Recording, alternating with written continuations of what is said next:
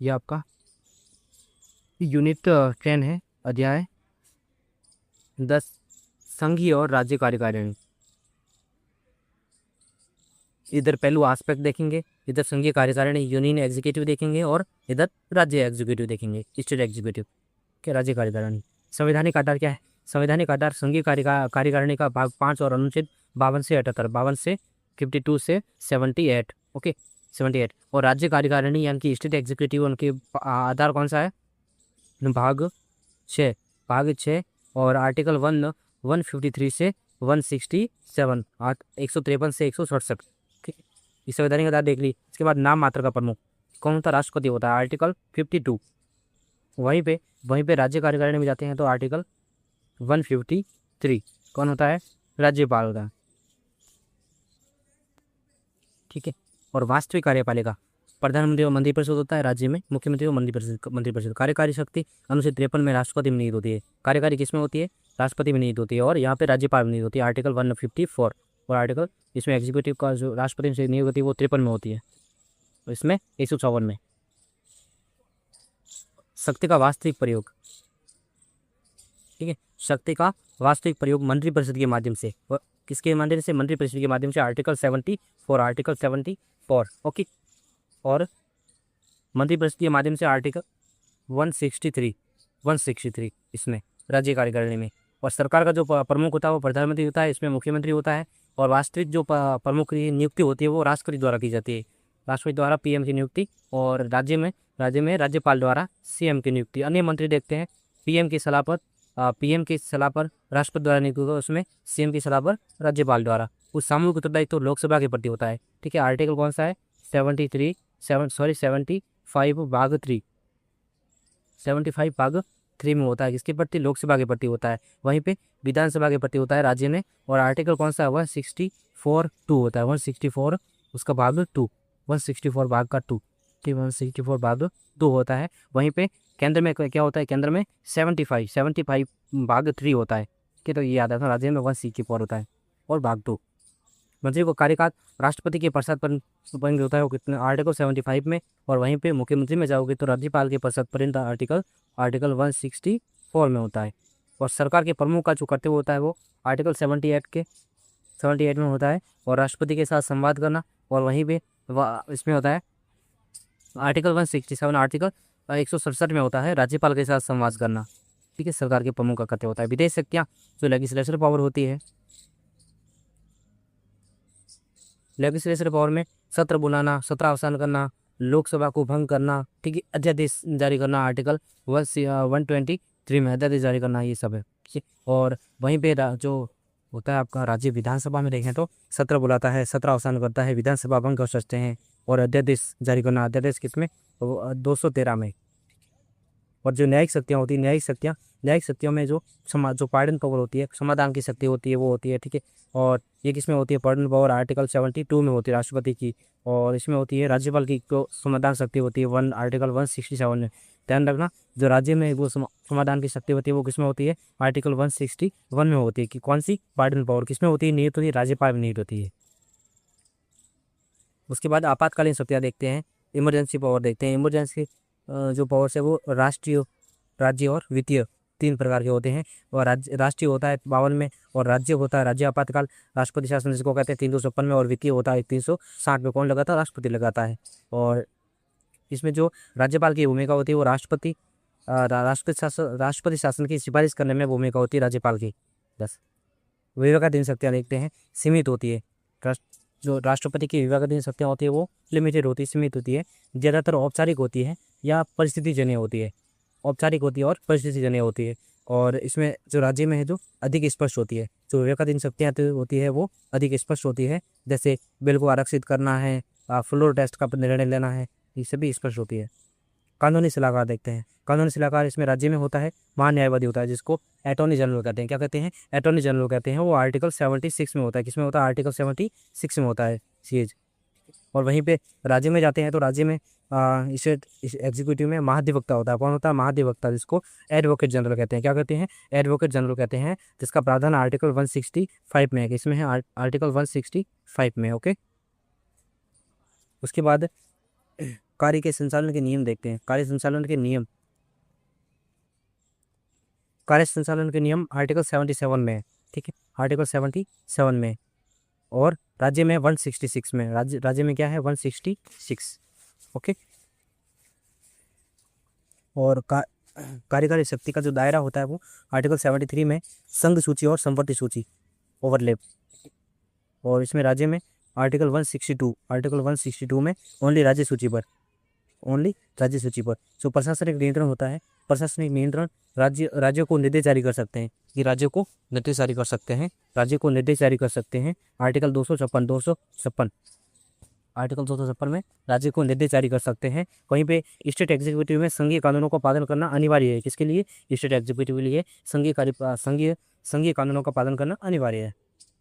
यहाँ पे संघ राज्य विधानमंडलों के विपरीत, संघ या राज्य विधानमंडलों के विपरीत भारत का संविधान कॉन्स्टिट्यूशन ऑफ इंडिया ये परिभाषित नहीं करता है कि संघ या राज्य कार्यपालिका में कौन या क्या शामिल है, ये परिभाषित नहीं करता है। मानदंड देखते हैं राष्ट्रपति और राज्यपाल के लिए। पद पोजीशन की अनिवार्य है, राष्ट्रपति होना अनिवार्य है, यह आर्टिकल 52 में है। और राज्यपाल भी अनिवार्य है। अनुच्छेद कौन सा है 153 में।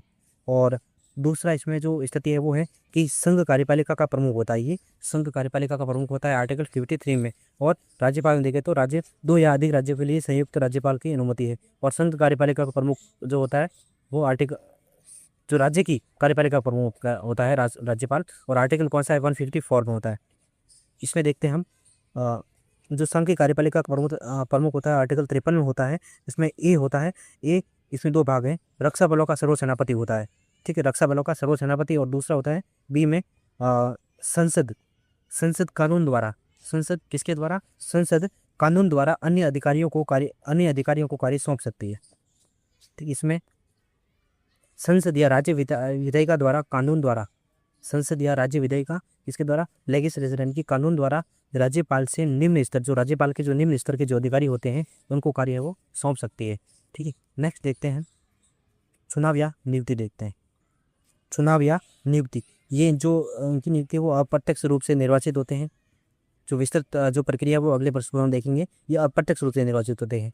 राज्यपाल राष्ट्रपति द्वारा नियुक्त होता है, आर्टिकल 155 में। किसके द्वारा? राष्ट्रपति द्वारा नियुक्त होता है। कौन? राज्यपाल। और मंत्रिपरिषद की सलाह पर होता है, ध्यान रखना, मंत्रिपरिषद की सलाह पर, ये इंपॉर्टेंट है, ठीक है। राष्ट्रपति द्वारा नियुक्त लेकिन मंत्रिपरिषद की सलाह पर। और राष्ट्रपति संबंधित राज्य के मुख्यमंत्री से परामर्श कर सकते हैं। जो राष्ट्रपति होते हैं वो संबंधित राज्य के मुख्यमंत्री से परामर्श करते हैं। और सरकारी आयोग और पुंछी आयोग पर आधारित परंपरा के अनुसार, इसके अनुसार सरकारी आयोग और पुंछी आयोग की जो सिफारिश है उसके आधार पर होता है। और जो मंत्रिपरिषद कौन सी? किसकी मंत्रिपरिषद? राज्य की मंत्रिपरिषद से परामर्श कर सकते हैं। कौन? राष्ट्रपति। उसके बाद एलिजिबिलिटी देखते हैं, क्राइटेरिया देखते हैं। इसमें क्राइटेरिया की बात करें तो जो चुनाव है वो चुनाव पूरी योग्यता है, आर्टिकल 58, चुनाव पूरी योग्यता है आर्टिकल 58 में। किसमें है? आर्टिकल 58 में, ठीक है। जैसे कि नागरिक होना चाहिए, प्लस 35 वर्ष की आयु पूरी होनी चाहिए। किसके लिए देख रहे हैं हम? राष्ट्रपति देख रहे हैं। नागरिक होना चाहिए, 35 वर्ष की आयु पूरी होनी चाहिए, और लोकसभा चुनाव के लिए पात्र होना चाहिए। किसके लिए? लोकसभा चुनाव के लिए पात्र होना चाहिए, एलिजिबल होना चाहिए लोकसभा चुनाव के लिए। और चुनाव 50 शर्तें हैं, मतलब चुनाव के बाद क्या शर्तें हैं? चुनाव के बाद जो शर्तें हैं वो दी गई है आर्टिकल 59 में दी गई है, आर्टिकल 59 में दी गई है। चुनाव के पश्चात जो शर्तें होती है वो आर्टिकल 59 में क्या क्या है? वर्तमान जो MP MLA चुनाव लड़ सकते हैं, वर्तमान जो MP जो MLA है वो चुनाव लड़ सकते हैं। किसी राष्ट्रपति का। लेकिन उनको क्या करना पड़ेगा? लेकिन उनको जीतने के बाद उन्हें MP या MLA पद छोड़ना होगा, ठीक है। MP या MLA चुनाव लड़ सकते हैं, लेकिन जीतने के बाद उनको पद छोड़ना होगा, तो ये प्रावधान है, ठीक है। ये आर्टिकल 59 में है, चुनाव जीतने के बाद। और वहीं पे अगर राज्यपाल की देखते हैं तो नियुक्ति पूर्व योग्यता क्या है? नियुक्ति पूर्व योग्यता है वो आर्टिकल 157 में दी गई है। और क्या क्या? 2 योग्यता दी गई, सिर्फ 2 योग्यता दी गई। कौन कौन सी? एक तो नागरिक होना चाहिए, और दूसरा 35 वर्ष की आयु पूरी होनी चाहिए। 2 ही नागरिकता है राज्यपाल के लिए। आर्टिकल 157 में सिर्फ 2 ही योग्यता है। कौन कौन सी? नागरिक होना चाहिए और 35 वर्ष की आयु पूरी होनी चाहिए। और जो नियुक्ति के पश्चात शर्तें हैं वो किसमें दी गई है? आर्टिकल 158 में दी गई है। क्या क्या शर्तें दी गई है? पहला है वर्तमान सांसद या विधायक हो सकते हैं। जो वर्तमान सांसद या विधायक वो बन सकते हैं, राज्यपाल नियुक्त हो सकते हैं, लेकिन पद छोड़ना होगा। लेकिन उनके लिए पद है वो छोड़ना होगा, और कोई अन्य लाभ का पद नहीं धारण होना चाहिए, कोई अन्य लाभ का पद धारण नहीं होना चाहिए। और वहीं पे राष्ट्रपति में हम तीनों नहीं देखे, ध्यान रखना। जो पहला MP चुनाव लड़ सकते हैं, लेकिन पद छोड़ना होगा जीतने के बाद। और तीसरी और है चुनाव के बाद आर्टिकल 49 में। तीसरी कौन सी है? तीसरी आपकी है कि कोई अन्य जो लाभ का पद है, ऑफिस ऑफ प्रॉफिट नहीं होना चाहिए, जैसे कि MP MLA, तो ये दिया गया। ठीक है, तो इसमें देख लिया हमने लाभ के पद। उसके बाद देखते हैं शपथ, देखते हैं ये शपथ भारत के जो राष्ट्रपति होते हैं वो भारत का जो मुख्य न्यायाधीश होता है, चीफ जस्टिस ऑफ इंडिया होता है, या जो वरिष्ठतम जो उपलब्ध न्यायाधीश होता है, अगर ये नहीं होता है चीफ जस्टिस ऑफ इंडिया, तो जो वरिष्ठ उपलब्ध न्यायाधीश है उसके द्वारा शपथ दिलाई जाती है। किसको? राष्ट्रपति को। ठीक है, किसको? राष्ट्रपति को। और शपथ का जो उल्लेख है वो संविधान आर्टिकल 60 में किसमें है? शपथ का उल्लेख किसमें है? आर्टिकल 60 में। आर्टिकल 60 में इसका शपथ का उल्लेख है, ठीक है, राष्ट्रपति के। उसके बाद राज्यपाल की देखते हैं, तो जो राज्य हाईकोर्ट है, स्टेट हाईकोर्ट है, राज्य हाईकोर्ट है, या उच्चतम न्यायालय के जो मुख्य न्यायाधीश होते हैं, या वरिष्ठतम कोई भी उपलब्ध न्यायाधीश है, उसके द्वारा है जो शपथ दिलाई जाती है। शपथ का उल्लेख स्वयं आर्टिकल 59 में है, आर्टिकल 159 में है। ठीक है, तो ये देख रहे हैं। नेक्स्ट देखते हैं कार्यकाल, देखते हैं। ठीक है, कार्यकाल और रिक्ति देखते हैं। क्या देखते हैं? कार्यकाल और रिक्ति। कार्यकाल और रिक्ति की बात करें तो जो 5 वर्ष के कार्यकाल की समाप्ति होती है, आर्टिकल ये 56 में। कार्यकाल किसमें? आर्टिकल 56 में। ठीक है, और अगले राष्ट्रपति का चुनाव कार्यकाल समाप्ति से पहले होना चाहिए। जो अगला राष्ट्रपति है उसका चुनाव कार्यकाल समाप्ति जो वर्तमान राष्ट्रपति होता है उसके कार्यकाल से समाप्त होने से पहले होना चाहिए। ये आर्टिकल 62 में कहा गया है। आर्टिकल 62 में क्या है कि जो अगले राष्ट्रपति का चुनाव कार्यकाल समाप्ति से पहले होना चाहिए, आर्टिकल 62 में है। ठीक है, और कार्यकाल जो दिया गया है 5 वर्ष का, वो किसमें? आर्टिकल 56 में, छप्पन में। मृत्यु होने पर त्याग पत्र उपराष्ट्रपति को दे सकते हैं। ठीक है, उपराष्ट्रपति इसकी जो सूचना है वो लोकसभा अध्यक्ष को देंगे। त्याग पत्र किसको दे सकते हैं? उपराष्ट्रपति को दे सकते हैं। और जो उपराष्ट्रपति होता है वो उसकी सूचना किसको देगा? लोकसभा अध्यक्ष को देगा। ये किसमें कहा गया है? आर्टिकल 56 में कहा गया है। और महाभियोग के द्वारा भी हटाया जा सकता है। और यह आर्टिकल 61 में महाभियोग है लोकसभा और राज्यसभा के संकल्प द्वारा। ठीक है, किसके द्वारा? एक प्रस्ताव लाया जाएगा, किसके द्वारा? लोकसभा और राज्यसभा के द्वारा संकल्प लाया जाएगा महाभियोग का। और आधार क्या है? संविधान का उल्लंघन। आधार क्या होता है? जो वायलेशन ऑफ द कॉन्स्टिट्यूशन, यानी कि संविधान के उल्लंघन के आधार पर राष्ट्रपति पर जो महाभियोग है वो लाया जा सकता है। और किसी भी सदन में किसमें 1/4 जो सदस्य है उसके हस्ताक्षर के साथ किसी भी सदस्य में लाया जा सकता है। और 1/4 सदस्यों के हस्ताक्षर और 14 दिन के नोटिस के साथ स्टार्ट किया जा सकता है। ठीक है, और जिस सदन में शुरू हुआ है, ध्यान रखना, कि जिस सदन में शुरू हुआ और दूसरा सदन है उसकी क्या करेगा? जांच करेगा। दूसरा सदन उसकी जांच करेगा। ठीक है, और संकल्प दोनों सदनों द्वारा जो संकल्प लाया गया है वो दोनों सदनों द्वारा कुल सदस्यता के कुल जो मेंबरशिप होती है उनका 2 दिया है। कितना? 2/3। उनका जो 2/3 जो मेजोरिटी है उससे पारित होना चाहिए। किसने? 2/3 मेजोरिटी से पारित होना चाहिए। किसके द्वारा? दोनों सदनों द्वारा। दूसरा, जो उपस्थित होने और प्रतिनिधित्व का अधिकार होता है। किसको? राष्ट्रपति को उपस्थित होने का अधिकार होता है, प्रतिनिधित्व का अधिकार होता है। ठीक है, और दूसरा 5वां है कि मृत्यु या त्याग पत्र या महाभियोग के मामलों में जो पुनः चुनाव है वो 6 महीने के भीतर होना चाहिए। मतलब अगर मृत्यु हो जाती है या फिर जो त्याग पत्र है वो दिया जाता है, ठीक है, त्याग पत्र दिया जाता है, तो जो पुनः चुनाव होता है, री इलेक्शन होता है, वो 6 महीने के भीतर होना चाहिए। किन स्थितियों में? मृत्यु होने पर, त्याग पत्र देने पर और महाभियोग। इन 3 मामलों में पुनः चुनाव है, री इलेक्शन है, वो 6 महीनों के भीतर होना चाहिए। और ये आर्टिकल किसमें? आर्टिकल 62 में कहा गया है। आर्टिकल 62 में ये प्रोविजंस, ये प्रावधान किया गया है। और तब तक उपराष्ट्रपति है वो राष्ट्रपति के रूप में कार्य करते हैं। तो 6 महीने का जो बीच का कार्यकाल होता है उसमें क्या होगा? उसमें जो उपराष्ट्रपति होता है वो राष्ट्रपति के रूप में कार्य करते हैं। और राज्य में देखते हैं, राज्य में राज्यपाल जो अवधि है वो 5 वर्ष दी गई है, जो राष्ट्रपति के पश्चात अनुच्छेद 156 पर निर्भर है। राष्ट्रपति के पश्चात पर्यंत और 156 पर निर्भर है। ठीक है, और राष्ट्रपति द्वारा हटाया जाना संविधान में किसी भी आधार या प्रक्रिया का कोई उल्लेख नहीं है। ध्यान रखना, राष्ट्रपति के लिए संविधान में किसी आधार या प्रक्रिया का कोई भी उल्लेख नहीं है कि राष्ट्रपति द्वारा हटाया जा सकता है। और कार्यकाल की कोई सुरक्षा राज्यपाल को नहीं है। ध्यान रखना, राज्यपाल को कार्यकाल की कोई सुरक्षा नहीं है। और मृत्यु और रिक्ति कैसे हो सकती है? मृत्यु होने पर और राष्ट्रपति को त्याग पत्र देकर। ठीक है, बस 2 ही चीज़ें हैं इनके लिए, रिक्त के लिए 2 ही, मृत्यु या राष्ट्रपति को त्यागपत्र। महाभियोग का राज्यपाल के लिए कोई प्रावधान नहीं है। राज्यपाल जो राष्ट्रपति इसको हटा सकता है, राष्ट्रपति द्वारा हटाया जा सकता है, और राष्ट्रपति की प्रशासन पर्यंत है जो है, और आर्टिकल 156 में इनका कार्यकाल दिया गया है। ठीक है, त्यागपत्र मृत्यु या राष्ट्रपति को त्यागपत्र।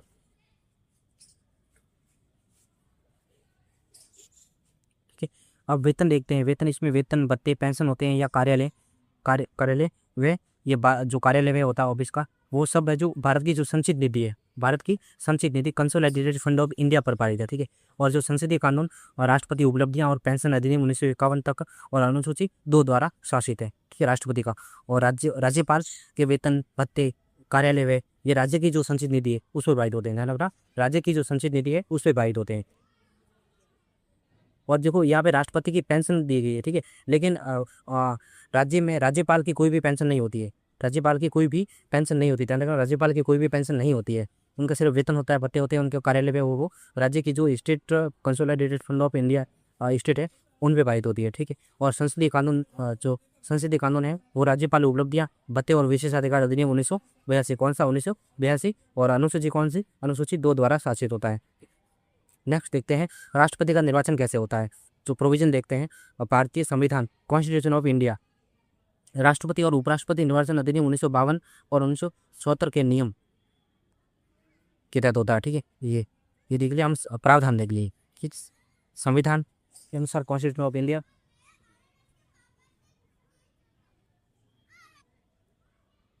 उसके बाद देखते हैं निर्वाचक, इलेक्टोर कौन होते हैं। लोकसभा मेंबर कौन होते हैं, मतलब निर्वाचक मंडल में कौन कौन शामिल होंगे। जो लोकसभा, राज्यसभा, लोकसभा, राज्यसभा, राज्य विधानसभा जो स्टेट लेजिस्लेटिव असेंबली, और केंद्र शासित जो प्रदेश दिल्ली और पुदुचेरी है, केंद्र शासित प्रदेश दिल्ली और पुदुचेरी की जो विधानसभाओं के, इन विधानसभाओं के जो निर्वाचित सदस्य होते हैं वो भाग लेते हैं। ध्यान रखना, जो ओनली इलेक्टेड मेंबर ही भाग लेते हैं। किसके, लोकसभा के, राज्यसभा के, और राज्य की विधानसभाएं होती है। और जो केंद्र शासित प्रदेश दिल्ली और पुदुचेरी, इनकी जो विधानसभा के जो निर्वाचित सदस्य होते हैं, इलेक्टेड मेंबर्स होते हैं, वो भाग ले सकते हैं राष्ट्रपति के चुनाव में। मेथड क्या होगी, जो अप्रत्यक्ष निर्वाचन होगा उनका। मत मूल्य, वोट वैल्यूज कैसे निर्धारित की जाएगी, ये निर्धारित करने के लिए उपयोग किया जाता है कि एक मत की जो गणना है वो कितनी बार की जानी चाहिए। इसके बाद जो एमएलए होता है, एमएलए उनकी 1971 की जो जनगणना राज्य के कुल निर्वाचित जो विधायक है एमएलए पर आधारित होती है। जो सांसद होते हैं एमपीज, उनके राज्यों प्लस जो केंद्र शासित प्रदेश है उनके विधायकों के कुल वैध मतों के आधार पर की जाती है। मत का मूल्य, वैल्यू ऑफ वोट कैसे की जाती है। लोकसभा के सांसदों का मूल्य बराबर राज्यसभा के सांसदों का मूल्य, लोकसभा के सांसदों का मूल्य बराबर राज्यसभा के सांसदों का मूल्य, और सांसदों का मूल्य होता है वो ज़्यादा होता है, सांसदों का मूल्य वो ज़्यादा होता है, विधायकों का मूल्य कम होता है। ठीक है, और विभिन्न राज्यों के विधायकों का जो मूल्य होता है वो अलग अलग होता है। जो विभिन्न राज्य होते हैं उनके जो विधायकों का जो मूल्य होता है वो अलग अलग होता है। अंतिम बहुमत, जो फाइनल मेजोरिटी होती है वो कुल 50%, कुल 50% से अधिक निर्वाचन कोटा होना चाहिए। और मत पत्र होता है वो गुप्त होता है। ध्यान रखना, मत पत्र होता है वो गुप्त होता है। प्राधिकारी, अथॉरिटी देखते हैं, भारत का जो निर्वाचन आयोग, इलेक्शन कमीशन ऑफ इंडिया, और रिटर्निंग ऑफिसर जैसे महासचिव, लोकसभा, राज्यसभा बारी बारी से। ठीक है, ये होते हैं प्राधिकारी होते हैं। विवाद, डिस्प्यूट कौन सुलझाएगा, इलेक्शन कमीशन नहीं सुलझाएगा। कौन सुलझाएगा, जो सुप्रीम, केवल हाई कोर्ट है, सुप्रीम कोर्ट है, वो सुलझा सकता है डिस्प्यूट, विवाद चुनाव से संबंधित, राष्ट्रपति के चुनाव से संबंधित विवाद है वो कौन सुलझा सकता है, सुप्रीम कोर्ट।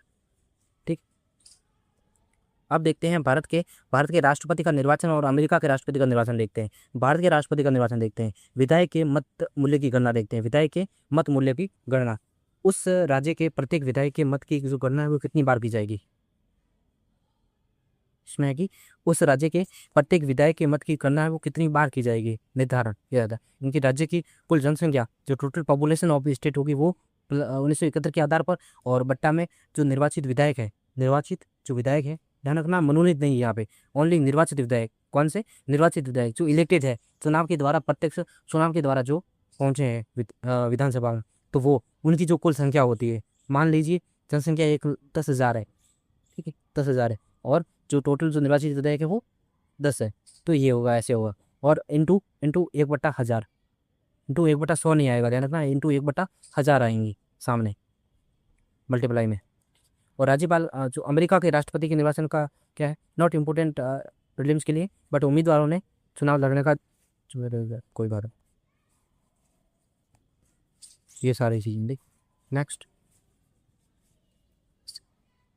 यानी हम देखो राष्ट्रपति का देख रहे हैं। राष्ट्रपति का क्या है, राष्ट्रपति का राज्य थे विधायकों के मूल्य, ठीक है, विधायकों का मूल्य क्या, विधायक मतलब उस राज्य के कुल मत, उस राज्य के कुल मत, टोटल वोट्स, निर्वाचित विधायकों की कुल संख्या, ठीक है, इंटू और मल्टीप्लाई प्रत्येक विधायक के मत का मूल्य। और अमेरिका के राष्ट्रपति का प्राइमरी कॉकस, पार्टियां अपने उम्मीदवार चुनने के लिए राज्यों में चुनाव या बैठकें आयोजित करती है, ठीक है, राष्ट्र अमेरिका में। और सभी राज्यों के लिए, इसे दोहराएं और जोड़ दें मतलब सभी जो ये प्रक्रिया बताएगी सभी राज्यों के लिए ऐसे ही होगी, ठीक है। और अमेरिका में यूएसए राष्ट्रपति का राष्ट्रीय पार्टी सम्मेलन होता है। राजनीतिक जो पार्टियां होती है वो औपचारिक रूप से अपने उम्मीदवारों को जो नामिनेट करती है और अपने सहयोगी उम्मीदवारों जो रनिंग मैच थे उनको उनकी घोषणा करती है। अब देखते हैं एमपी, तो सांसद होते हैं, उनके मत का मूल्य देखते हैं। प्रत्येक सांसद के मत का मूल्य सभी राज्य जितने भी स्टेट है, जितने भी राज्य है, और प्लस जो केंद्र शासित प्रदेश है, यूनियन टेरिटरी है, यूटीज है, उनके विधायकों के मत का मूल्य, सभी राज्यों और केंद्र शासित प्रदेशों के विधायकों का मत के मूल्य, कुल जो मत का मूल्य होता है वो, और बट्टा में जो भी संसद के कुल निर्वाचित सदस्य है, संसद के कुल निर्वाचित सदस्य, ध्यान रखना निर्वाचित, जो इलेक्टेड होते हैं, जो मनोनीत होते हैं वो इसमें शामिल नहीं है।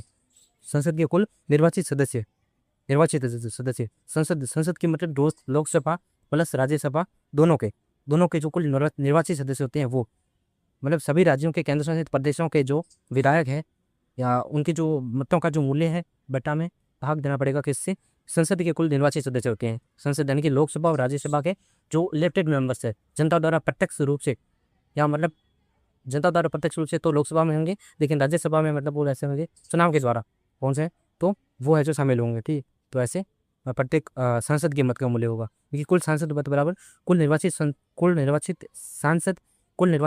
सांसद इंटू प्रत्येक सांसद के मत का मूल्य, तो ऐसे आएगा ये। और इसमें राष्ट्रपति चुनाव अभियान अमेरिका में बहसें होती है, उम्मीदवार पूरे देश में चुनाव प्रचार करते हैं और बहसों में हिस्सा लेते हैं। उसके बाद ये देख लिया। और आम चुनाव जनरल इलेक्शन होता है। नागरिक अपने राज्यों के भीतर उन इलेक्टर निर्वाचकों के लिए मतदान करते हैं जो अपने चुने हुए उम्मीदवार को समर्थन करने की प्रतिज्ञा करते हैं। और प्रत्येक राज्य को उतने ही इलेक्टर मिलते हैं जितने उस कांग्रेस यानी कि प्रतिनिधि जो सभा होती है, सीनेट होती है, उसमें सदस्य होते हैं। मैन और नेब्रास्का को छोड़कर 6 राज्यों में विजेता सबको चाहिए, उतना इंपॉर्टेंट नहीं है अमेरिका वाला राज्यों वाला। इसमें स्विंग स्टेट की संभावना बनी रहती है। और जो लोकप्रिय मत होता है, पॉपुलर वोट होते हैं, जीते बिना भी चुनाव जीतना संभव है। और इतिहास में ऐसा 5 बार हुआ। पिछली बार 2016 में जब ट्रंप ने हिलेरी क्लिंटन को हराया था। और इसमें कुल जो एमपी, जो मेंबर ऑफ पार्लियामेंट और मेंबर ऑफ लेजिस्लेटिव असेंबली होते हैं, उनको प्लस करके वोटों का जो प्रतिशत है वो 50% से अधिक होना चाहिए, ठीक है। और अमेरिका में इलेक्टोरल कॉलेज वोटिंग यानी कि निर्वाचक राष्ट्रपति और उपराष्ट्रपति के लिए वोट डालते हैं। और चुनाव जीतने के लिए 538 में से 270 वोटों की जरूरत होती है। और कैलिफोर्निया में सबसे ज़्यादा निर्वाचक होते हैं। तो कैलिफोर्निया स्टेट होता है अमेरिका, उसमें सबसे ज़्यादा निर्वाचक होते हैं। और कांग्रेस है वो कांग्रेस वोटों की गिनती करती है। कौन? कांग्रेस मतलब सीनेट है वो। और इलेक्टोरल कॉलेज के नतीजों को प्रमाणित करते हैं। कौन? कांग्रेस करते हैं। कांग्रेस मतलब जो वहाँ की जो संसद होती है, पार्लियामेंट, उसको कांग्रेस कहा जाता है। उसके बाद देखते हैं नीति से संबंधित मानदंड देखते हैं। नीति से संबंधित मानदंड क्या है? मानदंड और राष्ट्रपति देखेंगे, इधर राज्यपाल देखेंगे। ये नियुक्ति कार्यपालिका जो प्रधानमंत्री है, प्रधानमंत्री संविधान में किसी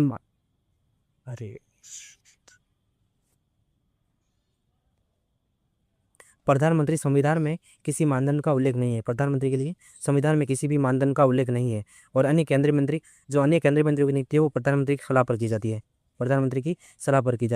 और राज्यों के उपराज्यपाल केंद्र शासित प्रदेशों के होते हैं, लेफ्टिनेंट गवर्नर। और दिल्ली के मुख्यमंत्री, महान्यायवादी, अटॉर्नी जनरल और सॉलिसिटर जनरल नियुक्तियां संबंधित कैबिनेट समिति की सिफारिश पर संवैधानिक निकायों के जो अध्यक्ष और सदस्य होते हैं। और अखिल भारतीय सेवाएं और केंद्रीय सिविल सेवा ये वो होते हैं। और राज्यपाल किसकी करते हैं? मुख्यमंत्री की करते हैं। इनकी संविधान में किसी भी मानदंड का उल्लेख नहीं है। राष्ट्रपति और राज्यपाल दोनों के लिए प्रधानमंत्री और मुख्यमंत्री का कोई भी उल्लेख नहीं है संविधान में। जो अन्य राज्य मंत्री हैं उनकी नियुक्ति मुख्यमंत्री की सलाह पर करते हैं। तो वैसे ही सेंटर में जो केंद्रीय मंत्रियों की नियुक्ति की जाती है किसके द्वारा? प्रधानमंत्री की सलाह पर। तो राज्यपाल देखा हमने। उसके बाद हम देखते हैं महाधिवक्ता, जो जो एडवोकेट जनरल होते हैं उनकी नियुक्ति करते हैं। राज्य जो वित्त आयोग राज्य वित्त चुनाव और लोक सेवा आयोग है उनकी नियुक्ति करते हैं, ठीक है। और उनके अध्यक्ष और सदस्यों की नियुक्ति करते हैं। राज्य जो सिविल सेवा है उनके अध्यक्षों की नियुक्ति करते हैं। तो वैसे ही अखिल भारतीय सेवाएं जो यूपीएससी, केंद्रीय सेवा, सिविल सेवा, उनकी नियुक्ति उनके अध्यक्षों की नियुक्ति करते हैं राष्ट्रपति। संवैधानिक निकायों के जो अध्यक्ष और सदस्य होते हैं उनकी नियुक्ति करते हैं राष्ट्रपति, ठीक है। सॉलिसिटर जनरल नियुक्ति संबंधी जो कैबिनेट समिति है तो उसकी सिफारिश पर है जो सॉलिसिटर जनरल की नियुक्ति की जाती है बाय प्रेसिडेंट। और जो महान्यायाधीश जो अटॉर्नी जनरल है उसकी नियुक्ति करते हैं। दिल्ली के मुख्यमंत्री की भी नियुक्ति कौन करते हैं? राष्ट्रपति करता है। ध्यान रखना, दिल्ली के मुख्यमंत्री की नियुक्ति भी जो प्रेसिडेंट ऑफ इंडिया है वो करते हैं। और राज्यपाल होते हैं राज्यों के, उपराज्यपाल, उनकी भी नियुक्ति ये राष्ट्रपति करते हैं। उसके बाद नियुक्ति विधायिका, विधायिका की नियुक्ति राज्यसभा के मनोनीत सदस्य होते हैं वो करते हैं, ठीक है। राज्यसभा के जो नॉमिनेटेड जो मेंबर्स होते हैं उनकी नियुक्ति है वो कौन करता है? प्रेसिडेंट करते हैं, राष्ट्रपति करते हैं। वहीं पे लेजिस्लेटिव जो स्टेट लेजिस्लेटिव काउंसिल होती है, राज्य जो विधान परिषद होती है, उनके जो नॉमिनेटेड मेंबर होते हैं उनकी नियुक्ति कौन करता है? राज्यपाल करता है राज्य में, ठीक है। और न्यायपालिका में नियुक्ति की बात करें तो जो सुप्रीम कोर्ट है, सर्वोच्च न्यायालय है, और जो हाई कोर्ट है उनके जो न्यायाधीशों की नियुक्ति वो कौन करते हैं? राष्ट्रपति करते हैं। ध्यान रखना सुप्रीम कोर्ट के न्यायाधीश, सुप्रीम कोर्ट और जो हाई कोर्ट के जो न्यायाधीश होते हैं उनकी नियुक्ति कौन करते हैं? राष्ट्रपति करते हैं। वहीं पे जो सबऑर्डिनेट जो कोर्ट्स होते हैं, सबऑर्डिनेट कोर्ट होते हैं, अधीनस्थ न्यायालय होते हैं, उनकी नियुक्ति कौन करते हैं?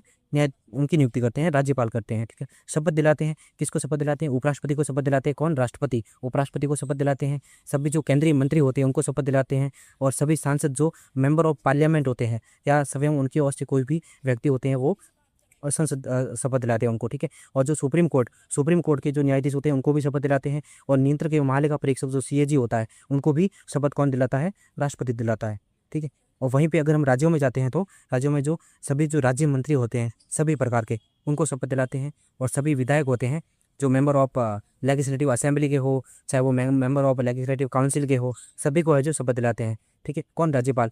और स्वयं या उनकी ओर से कोई भी व्यक्ति भी दिला सकता है नियुक्त, जो राज्यपाल की ओर से नियुक्त व्यक्ति भी दिला सकता है और स्वयं भी दिला सकते हैं। और उसके बाद जो हाई कोर्ट, जो उच्च न्यायालय के जो न्यायाधीश होते हैं उनकी भी नियुक्ति राज्यपाल करते हैं। सॉरी, उनकी नियुक्ति तो राष्ट्रपति करते हैं, नियुक्ति राष्ट्रपति करते हैं, लेकिन उनको जो शपथ दिलाते हैं, शपथ कौन? राज्यपाल दिलाते हैं। तो ये ध्यान रखना, जो हाईकोर्ट के जो न्यायाधीश होते हैं उनको शपथ कौन दिलाते हैं? शपथ दिलाते हैं राज्यपाल, लेकिन नियुक्ति कौन करते हैं? नियुक्ति राष्ट्रपति करते हैं। तो ये फैक्ट है। नेक्स्ट वीडियो में हम करेंगे कार्यकारी शक्ति देखेंगे। Thank you. आए इधर हवा जब अब देखेंगे कार्यकारिणी शक्ति, ठीक है। मानदंड देखेंगे इधर राष्ट्रपति और राज्यपाल। स्कोप, कार्य क्षेत्र देखेंगे। भारत सरकार की सभी जो कार्यकारी कार्रवाइयाँ राष्ट्रपति के नाम पर की जाती है। आर्टिकल 77 में कहा गया है, आर्टिकल 77, ठीक है। और इसका विस्तार संघ सूची, यूनियन लिस्ट के विषयों और संविधान में वर्णित अन्य प्रावधानों जैसे आर्टिकल 35 के तक है, ठीक है। और संघ की कार्यकारी शक्ति का विस्तार सामान्यतः संवर्ती सूची के विषयों पर तब तक नहीं होता जब तक कि उसके लिए कोई विशिष्ट कानून न हो। यह आर्टिकल 73 में क्या है कि कार्यकारी शक्ति का जो विस्तार है वो सामान्यतः संवर्ती सूची के विषय तब तक नहीं होता जब तक कि उसके लिए कोई विशिष्ट कानून न हो। और राज्यपाल राज्य सरकार की सभी कार्यकारी जो एग्जीक्यूटिव जो एक्शंस कार्यवाहियाँ होती है वो राज्यपाल के नाम पर की जाती है। आर्टिकल 166 में ये है, ठीक है। और इसका विस्तार राज्य सूची, इनकी स्टेट लिस्ट के और संवर्ती सूची कंकरेंट लिस्ट के विषय तक है जब तक कि कोई संसदीय कानून न हो। आर्टिकल 163 में ये कहा गया है, ठीक है।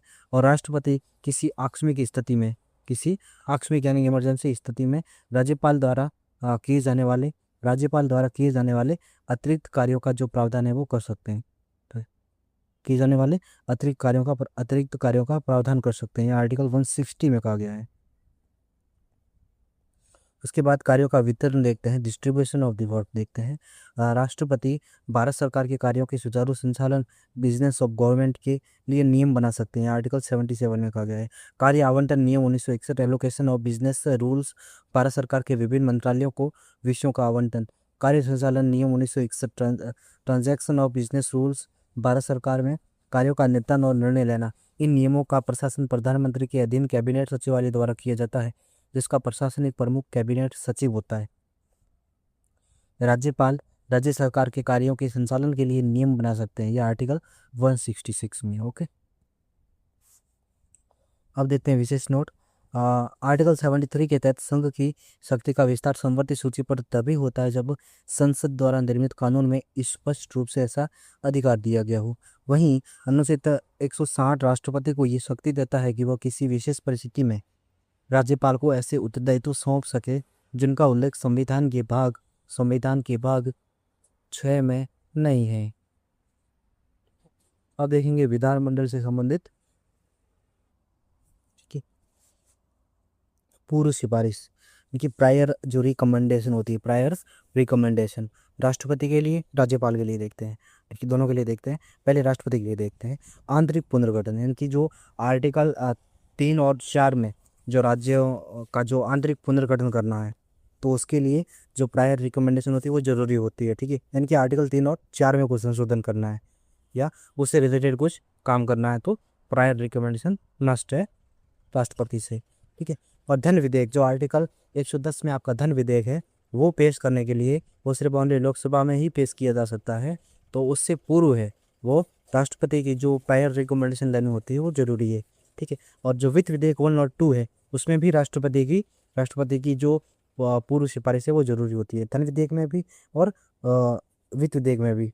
वित्त विधेयक दोनों प्रकार के, ठीक है, वित्त विधेयक दोनों प्रकार के, फर्स्ट और सेकंड दोनों प्रकार के। एक 117 वन में है और एक दूसरा है वो 117 भाग 3 में है, ठीक है।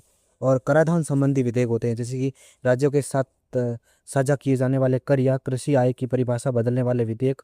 आर्टिकल 274 व्यापार प्रतिबंध, अंतर्राज्यीय व्यापार वाणिज्य पर उचित प्रतिबंध लगाने वाले राज्य विधेयक। अनुच्छेद 304, कौन सा आर्टिकल 304, ठीक है।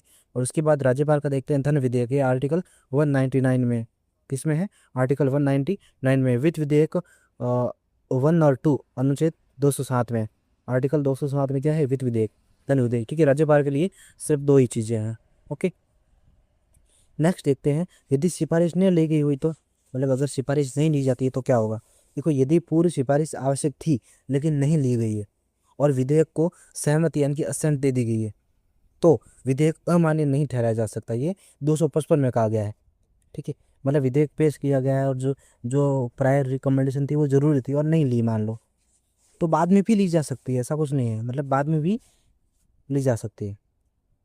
उसके बाद सहमति या वापसी, देखो संविधान संशोधन विधेयक केवल सहमति देना अनिवार्य है, ध्यान रखना। राष्ट्रपति के लिए, राष्ट्रपति के पास जब संविधान संशोधन विधेयक जाता है तो उस पर राष्ट्रपति वापस लौटा नहीं सकता, ठीक है, वापस नहीं लौटा सकता, सिर्फ उसको अनुमति देनी पड़ती है। इनकी इसमें केवल सहमति देना अनिवार्य है, किसके लिए, राष्ट्रपति के लिए, ठीक है। इसमें वापसी या अस्वीकार नहीं कर सकता। और साधारण विधेयक और जो वित्त विधेयक होते हैं, साधारण विधेयक और वित्त विधेयक होते हैं, उसमें सहमति, वापसी और अस्वीकार, उसके पास 3 ऑप्शन होते हैं। साधारण विधेयक और वित्त विधेयक, उसमें राष्ट्रपति के पास 3 ऑप्शन होते हैं, सहमति एक्सेप्ट कर ले, रिटर्न कर ले वापसी, और अनएक्सेप्ट यानी कि अस्वीकार कर ले, ठीक है। और धन विधेयक में 2 ऑप्शंस होते हैं, स्वीकार करो या अस्वीकार, वापस नहीं लौटा सकता, ध्यान रखना, धन विधेयक को वापस नहीं लौटा सकता। वापस इसलिए नहीं लौटा सकता क्योंकि उसी की तो अनुमति से पेश हुआ है, भाई वापस क्यों लौटाओगे। जो और बजट, जो विनियोग और वित्त विधेयक होते हैं, विनियोग और वित्त विधेयक होते हैं, तो उसमें भी उस ये होती है, ठीक है, सहमति और अस्वीकार कर सकता है। क्या कर सकता है, विनियोग और वित्त विधेयक को सहमति दे सकता है या सहमति नहीं दे सकता है, ठीक है, दोनों ऑप्शन अवेलेबल है, लेकिन वापस नहीं लौटा सकता। प्रभाव, यदि राष्ट्रपति राज्य विधेयक को अस्वीकार कर देते हैं तो वो विधेयक समाप्त हो जाता, तो वो विधेयक क्या हो जाता है, समाप्त हो जाता है। और उधर राज्य में राज्यपाल के बारे में देखते हैं। साधारण और वित्त विधेयक, साधारण वित्त विधेयक में सहमति दे सकता है, वापसी कर सकता है, अस्वीकार भी कर सकता है। जबकि हमने देखा राष्ट्रपति के लिए केवल सहमति देना अनिवार्य है संविधान संशोधन विधेयक में। सॉरी, साधारण विधेयक और जो विधि विधेयक होते हैं तो उसमें उसमें भी 3 ऑप्शन होते हैं। तो राज्यपाल के पास भी 3 ऑप्शन है। धन विधेयक में सहमति दे सकता, अस्वीकार कर सकता, वही राष्ट्रपति वाली वही से। और बजट में भी 2 ऑप्शन होते हैं, बजट विधेयक और वित्त विधेयक में सहमति या अस्वीकार करें।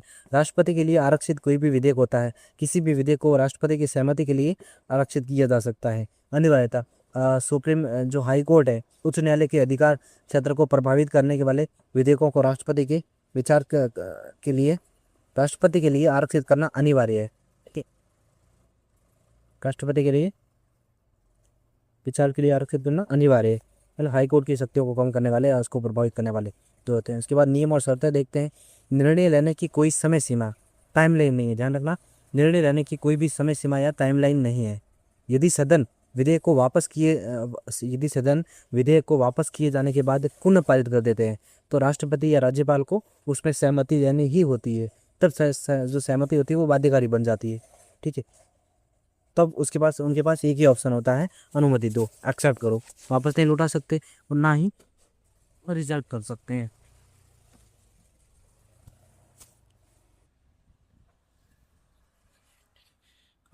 नियम में शर्तें, निर्णय लेने की कोई भी सीमा टाइमलाइन नहीं है। ठीक है, किसके लिए? राष्ट्रपति और राज्यपाल के लिए। ठीक है, कोई भी विधेयक उनके पास जाता है तो उनको स्वीकार करना है, अस्वीकार करना है, तो उसके लिए कोई समय सीमा उनके पास नहीं है। और यदि सदन विधेयक को वापस किए जाने के बाद पुनः पारित कर देते तो राष्ट्रपति या राज्यपाल के लिए सहमति देना अनिवार्य होगी। ठीक है, सदन की प्रक्रिया देखते हैं। राष्ट्रपति केंद्रीय या राज्य विधायकों के लिए राष्ट्रपति या राज्यपाल के लिए समान प्रक्रिया है। जैसे कि सत्र बुलाना है, सत्र अवसान करना है, भंग करना, डिसोल्यूशन करना है। ठीक है, ये आर्टिकल 85 में है। ठीक है, और वही राज्यपाल में सत्र बुलाना, सत्र अवसान करना, ये आर्टिकल 174 में है। उसके बाद देखते हैं विधायी संबोधन देखते हैं। ठीक है, और सामान्यतः किसी भी समय एकल या संयुक्त सत्र राष्ट्रपति द्वारा कभी नहीं किया जा सकता। किसी भी समय एकल या संयुक्त सत्र राष्ट्रपति द्वारा कभी नहीं किया गया। अनुच्छेद 86, संबंधित विधायकों को संदेश भेज सकते हैं, लेकिन ऐसा मतलब जो संयुक्त वो विधायी संबोधन नहीं हुआ। ठीक है, और राज्यपाल सामान्य किसी भी समय बुलाया जा सकता है, ये 175 में। ये तो का समान प्रावधान है। उसके बाद जो बाकी वाले ये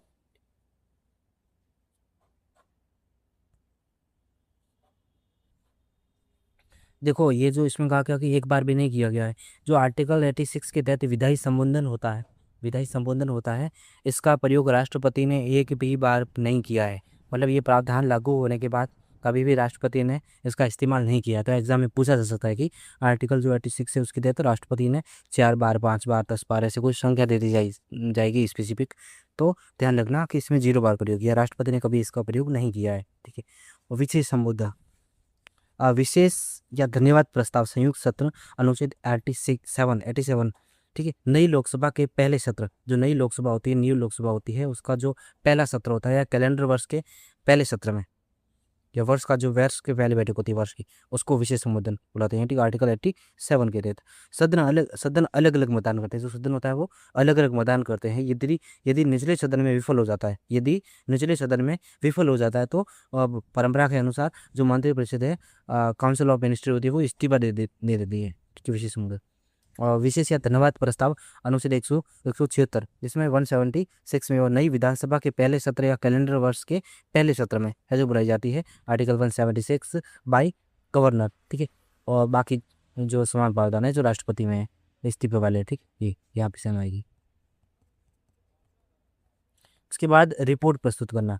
देखो, वार्षिक वित्तीय विवरण यानी कि जो बजट होता है और संवैधानिक निकायों की जो रिपोर्ट है वो सदनों के समक्ष रखवाना राष्ट्रपति का, और संवैधानिक निकायों की जो रिपोर्ट पेश करने की कोई समय सीमा नहीं है। ध्यान रखना, संवैधानिक निकायों को रिपोर्ट पेश करने की कोई भी समय सीमा नहीं है।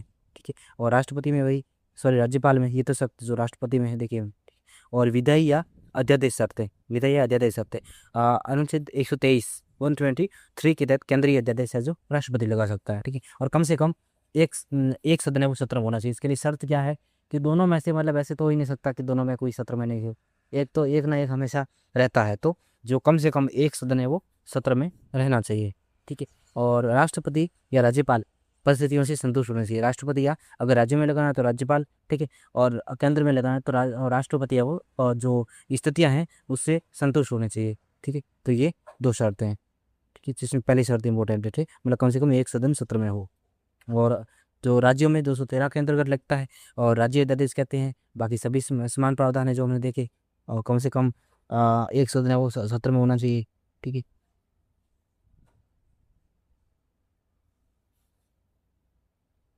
देखो ये इंपॉर्टेंट बात है कि मैंने थोड़ा मिस्टेक की है। सदन में कम से कम एक सदन सत्र में न हो, मतलब अगर एक सदन सत्र में नहीं होता है, एक सदन सत्र में नहीं होता है तो अध्यादेश बुलाया जा सकता है। अब विधानसभा में भी वही स्थिति है। विधानसभा में मतलब एक सदन, जैसे कि मतलब 7 राज्यों में है वो द्विसदनीय व्यवस्था है, लेकिन जिन राज्यों में द्विसदनीय व्यवस्था व्यवस्था नहीं है तो वहाँ पे क्या होगा, मतलब कोई भी एक सदन सत्र में नहीं है, विधानसभा नहीं है, तो वहाँ पे अध्यादेश जारी किया जा सकता है, ठीक है। तो ऐसा कुछ नहीं है कि एक सदन सत्र में ना हो और इसमें 2 सदन नहीं है तो वहाँ पे मतलब अध्यादेश नहीं लागू किया जा सकता, तो ये गलत बात है, ठीक है।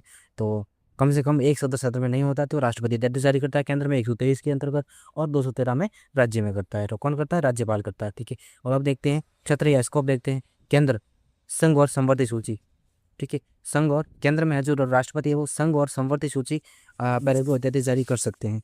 और संविधान संशोधन अध्यादेश के माध्यम से नहीं किया जा सकता। ये इंपॉर्टेंट है कि जो कॉन्स्टिट्यूशनल अमेंडमेंट होते हैं वो संविधान संशोधनों के माध्यम से नहीं किए जा सकते। वो संविधान संशोधन वहाँ पे काम नहीं आएगा, तो इसमें संविधान संशोधन में अध्यादेश काम नहीं आएगा।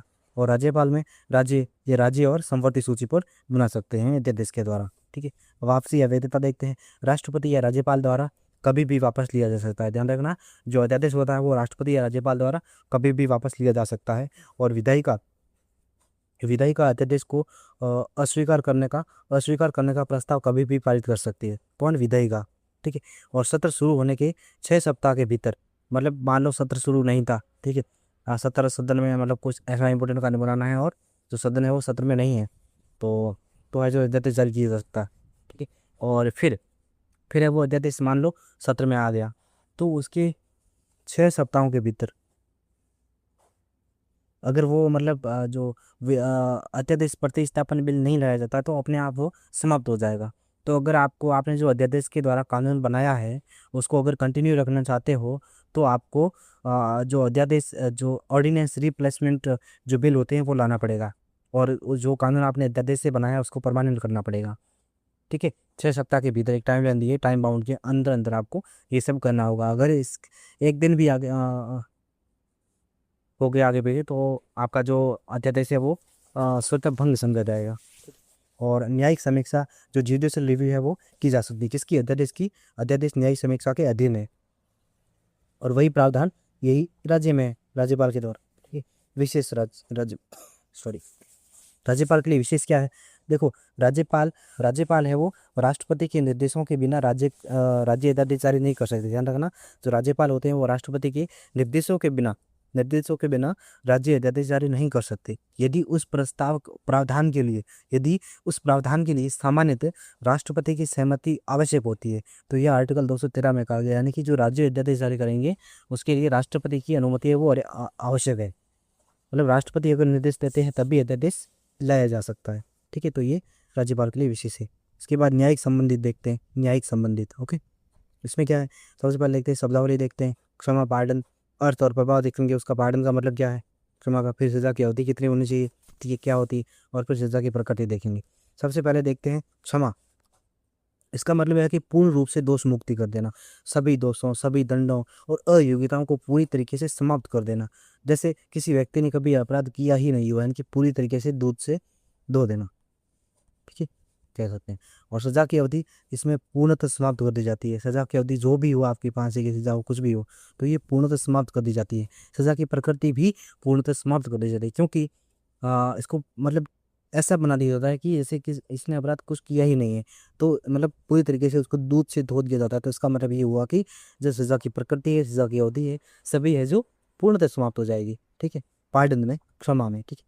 ये आर्टिकल 72 में। उसके बाद प्रविलंबन यानी रेप्राइज प्रविलंबन या रेप्राइव क्या है। इसका मतलब है कि प्रविलंबन का मतलब है कि जो दंड के निष्पादन एग्जीक्यूशन को अस्थायी रूप से स्थगित करना।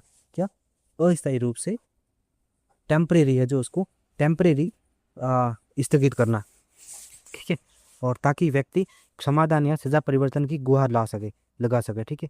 और इसमें सजा की जो अवधि होती है उसमें अस्थायी रोक लगाई जाती है, और जो प्रकृति होती है वो अपरिवर्तित रहती है। क्योंकि अस्थायी रोक लगाई जाती है तो इसका मतलब है कि जो प्रकृति है तो प्रकृति जो है वो वही रहेगी, प्रकृति में तो कुछ बदलाव होने वाला है नहीं। लेकिन जो सजा की अवधि होती है उसमें कुछ समय के लिए रोक लग जाती है, अस्थायी रोक लग जाती है, ठीक है। उसके बाद बढ़ते हैं परिहार। परिहार यानी रेमित। इसका मतलब क्या हुआ, यानी कि सजा की जो प्रकृति है वो उसकी सजा की प्रकृति बदले बिना उसकी जो अवधि है कम कर देना। जैसे कि किसी को कारावास सजा हुई है, ठीक है। जैसे कि मान लो 10 साल की कारावास सजा है, तो 10 साल की कारावास जो अवधि है उसको 7 साल की कारावास कर देना, ठीक है। तो इस प्रकार से ये होती है आपकी, मतलब जैसे कि 7 साल की कठोर कारावास है तो उसको घटाकर 4 साल की कठोर कारावास करना। इनकी जो कठोर कारावास की जो प्रकृति है वो दंड की वो तो वही है, लेकिन जो आपने अवधि है वो बदलती, तो वो किस में आएगा, परिहार में आएगा, रेमिट में आएगा, ठीक है। इसमें सजा की अवधि कम हो जाती है लेकिन प्रकृति सजा की जो है वो वही रहती है, ठीक है। उसके बाद बात करते हैं लघुकरण, यानी कि कम्यूट। कम्यूट का मतलब होता है लघुकरण, और लघुकरण का मतलब होता है सजा की स्वरूप को बदलकर, सजा की जो प्रकृति होती है उसको बदलकर उसे कम कठोर बनाना। सॉरी, सजा की जो प्रकृति नहीं, सजा का जो स्वरूप होता है, ध्यान रखना, सजा का जो स्वरूप होता है, प्रकृति होती है, उसको बदलकर उसे कम कठोर बनाना, उसे कम कठोर बनाना। जैसे जैसे क्या, जैसे मृत्युदंड को आजीवन कारावास में, जैसे किसी को डेथ पेनल्टी दी गई है, मृत्युदंड दिया गया, ध्यान रखना, जैसे किसी को मृत्युदंड दिया गया है तो उसकी जो उसको कठोर कारावास में, किसमें, कारावास में, आजीवन कारावास या कठोर कारावास या साधारण कारावास में बदलना, ठीक है। इसमें जो अवधि होती है लागू नहीं होती, क्योंकि इसमें अवधि लागू नहीं होती, क्योंकि किसी को मृत्युदंड दिया गया तो उसमें अवधि क्या लागू करोगे आप, ठीक है। उसमें अवधि क्या लागू करोगे, मृत्युदंड दिया गया तो इसमें अवधि कुछ होती नहीं है। और दूसरी चीज़ आपको जो याद रखनी है वो है इसमें जो सजा की जो प्रकृति होती है, जो सजा का जो नेचर या स्वरूप होता है, उसको थोड़ा कम और हल्का किया जाता है, उसको देखो बढ़ाया नहीं जाता है। मतलब किसी को अगर मृत्युदंड दिया गया है तो मृत्युदंड से बढ़कर तो क्या हो सकता है, ठीक है। तो उसकी जो मृत्युदंड की जो प्रकृति है, स्वरूप है सजा का, उसको कम किया जाता है, हल्का किया जाता है थोड़ा, ठीक है। और विराम देखते हैं, रेस्पाइट, यानी कि विशेष परिस्थितियां जैसे कि गर्भावस्था, शारीरिक अपंगता के कारण किसी की जो सजा की मात्रा होती है उसको कम करना। किसके कारण, गर्भावस्था के कारण कोई स्त्री है और जो शारीरिक अपंग कोई व्यक्ति है तो उसके कारण है जो सरकार जो सजा की जो मात्रा है उसको कम करना। रेस्पाइट यानी कि विराम देना, ठीक है। तो रेस्पाइट का मतलब ये होता है विशेष परिस्थितियों में कम करना। तो सजा की जो अवधि है वो इसमें क्या हो जाती है, कम हो जाती है, सजा की अवधि कम हो जाती है। और सजा की प्रकृति है, सजा की प्रकृति को भी बदला जा सकता है, सजा की प्रकृति को भी बदला जा सकता है परिस्थितियों के अकॉर्डिंग, ठीक है। तो ये सारे हमने देखे। उसके बाद देखते हैं राष्ट्रपति और राज्यपाल, न्यायिक और विशेष शक्तियाँ देखते हैं। राष्ट्रपति और राज्यपाल, न्यायिक और विशेष शक्तियाँ इनकी क्या क्या है। सबसे पहले राष्ट्रपति और इधर राज्यपाल, और मानदंड देखते हैं। कार्यक्षेत्र स्कोप। देखो, राष्ट्रपति निम्नलिखित मामलों में क्षमा या राहत दे सकता है। कौन कौन से मामले हैं, सैन्य अदालत, जैसे कि कोर्ट मार्शल होता है उसके द्वारा जो दी गई सजा होती है, ठीक है। संसद द्वारा जो बनाए गए कानून है उनके उल्लंघन की सजा, संसद द्वारा जो भी कानून बनाए गए हैं कानूनों के उल्लंघन की सजा, उसको माफ कर सकते हैं, ठीक है। मृत्युदंड, जो राष्ट्रपति मृत्युदंड को पूरी तरह क्षमा या पालन कर सकते हैं। अयोग्यता, चुनाव आयोग, जो इलेक्शन कमीशन ऑफ इंडिया की सलाह पर सांसद और जो एमपी होते हैं उनको अयोग्य घोषित करना। और आर्टिकल कौन सा है, आर्टिकल 103 के अंतर्गत, आर्टिकल 103, ठीक है, अयोग्य घोषित करना। इसके बाद राज्यपाल देखते हैं। वह राज्यपाल निम्नलिखित मामलों में क्षमा या राहत दे सकते हैं। राज्यपाल निम्नलिखित मामलों में क्षमा या राहत दे सकते हैं। क्या, इसमें राज्य विधेयकों द्वारा बनाए गए कानूनों के उल्लंघन की सजा हो, ठीक है, मृत्युदंड हो। राज्यपाल मृत्युदंड को कमिट कर, निलंबित, सस्पेंड या राहत, रेस्पाइट दे सकते हैं, लेकिन पूर्ण क्षमा यानी कि पार्डन नहीं कर सकते। ध्यान रखना, मृत्युदंड को पूर्णतः क्षमा राष्ट्रपति नहीं कर सकते, सॉरी राष्ट्रपति नहीं, राज्यपाल नहीं कर सकते। राष्ट्रपति के पास तो पावर होती है लेकिन राज्यपाल के पास ये पावर नहीं होती है। अयोग्यता, जो चुनाव आयोग है वो इलेक्शन कमीशन ऑफ इंडिया की सलाह पर विधायिका, मेंबर ऑफ लेजिस्लेटिव असेंबली और मेंबर ऑफ लेजिस्लेटिव काउंसिल को अयोग्य घोषित करना। आर्टिकल ये 192, ठीक है, आर्टिकल 192। तो ये सारी चीज़ें। उसके बाद न्यायिक संदर्भ देखते हैं। प्रेसिडेंट रेफरेंस देखते हैं। प्रेसिडेंट रेफरेंस यानी कि राष्ट्रपति निम्नलिखित विषयों पर सुप्रीम कोर्ट सर्वोच्च न्यायालय की राय मांग सकते हैं। कौन कौन से? एक तो आर्टिकल 143 के तहत सार्वजनिक महत्व का कोई भी मुद्दा है कि सुप्रीम कोर्ट राय करने से इनकार कर सकता है ना, सुप्रीम कोर्ट चाहे तो इसमें राय देने से इनकार कर सकता है, कोई भी सार्वजनिक महत्व का मुद्दा है तो। और संविधान पूर्व संधि, सुप्रीम कोर्ट राय देने से इनकार नहीं कर सकता। संविधान पूर्व संधि सुप्रीम कोर्ट राय देने से इनकार नहीं कर सकता। विशेष, यदि यदि सर्वोच्च न्यायालय अपनी राय दे रहा है तो कम से कम 5 न्यायाधीशों की संवैधानिक पीठ ऐसा करेगी। ये आर्टिकल 145 में ऐसा कहा गया है। 145 में कहा गया है कि यदि सुप्रीम कोर्ट अपनी राय है, जो सुप्रीम कोर्ट अपनी राय राष्ट्रपति को 143 के तहत देता है और 143 के तहत देता है, तो इसमें कम से कम 5 न्यायाधीशों की संवैधानिक जो बेंच होती है, पीठ, वो ऐसा फैसला करेगी। ये आर्टिकल 145 में कहा गया। और जो प्रेसिडेंट रेफरेंस है या न्यायिक संदर्भ है, ऑब्वियस सी बात है कि प्रेसिडेंट रेफरेंस है, राष्ट्रपति संदर्भ है तो राष्ट्रपति के लिए होगा और राज्य में ऐसा कोई लागू नहीं है। ठीक। और जो इसमें टाइप है, प्रकार टाइप, और राष्ट्रपति में लागू नहीं। ठीक है, नोट। विशेष विवेकाधीन सत्या। राज्यपाल वाला देखते हैं। संविधान प्रदत्त विवेकाधिकार। देखो, विवेकाधिकार राज्यपाल को, राष्ट्रपति को कम है, राज्यपाल को ज़्यादा विवेकाधिकार है। तो सबसे पहले देखते हैं ये किस चीज़ का देख रहे हो, विशिष्ट विवेकाधीन शक्तियाँ देखते हैं। ठीक है, संविधान द्वारा प्रदत्त विवेकाधिकार, विधेयक आरक्षित करना, जैसे कि विधेयक आरक्षित करना उसका विवेक है। ठीक है, और किसी भी राज्य विधेयक को राष्ट्रपति की सहमति के लिए आरक्षित रखना, यह आर्टिकल 200। ठीक है, दूसरा है राष्ट्रपति शासन की सिफारिश करना, राज्य में संवैधानिक तंत्र विफल होने पर राष्ट्रपति शासन लगाने की सिफारिश करना, आर्टिकल 356। ठीक है, और अतिरिक्त प्रभाव, यदि पड़ोसी केंद्र शासित प्रदेश यूटी के उपराज्यपाल जो लेफ्टिनेंट गवर्नर के रूप में अतिरिक्त जिम्मेदारी दी गई हो, तो आर्टिकल 239। ठीक है, और रॉयल्टी साझा करने विवाद यानी राज्य सरकार और छठी अनुसूची यानी कि 6th शेड्यूल के तहत गठित स्वायत्त जिला परिषदों के बीच रॉयल्टी साझा करने संबंधी विवादों का निपटारा और विशेष उत्तरदायित्व, अनुच्छेद 371 आर्टिकल 371 मूल पाठ में 370 का संदर्भ संभवतः 371 श्रेणियों के लिए है और के तहत कुछ विशिष्ट राज्यों के लिए विशेष जिम्मेदारियां। ठीक, महत्वपूर्ण बिंदु। संवैधानिक विवेकाधिकार, भारत के संविधान में राष्ट्रपति के लिए किसी स्पष्ट विवेकाधिकार एक्सप्लिसिट डिस्क्रेशन का कोई उल्लेख नहीं है, जबकि राज्यपाल के पास अनुच्छेद 163 के तहत कुछ मामलों में अपने विवेक से कार्य करने की शक्ति है। आर्टिकल 356 356 राज्यपाल की रिपोर्ट वो मुख्य आधार होती है जिस पर राष्ट्रपति राज्य में आपातकाल राष्ट्रपति शासन लगाने का निर्णय लेते हैं। अनुच्छेद 239 जब कोई राज्यपाल किसी निकटवर्ती केंद्र शासित प्रदेश के प्रशासक के रूप में कार्य करता है तो वह अपनी मंत्रिपरिषद के सलाह के बिना स्वतंत्र रूप से निर्णय ले सकता है। राज्यपाल के लिए कुछ प्रमुख सिफारिशें देखते हैं।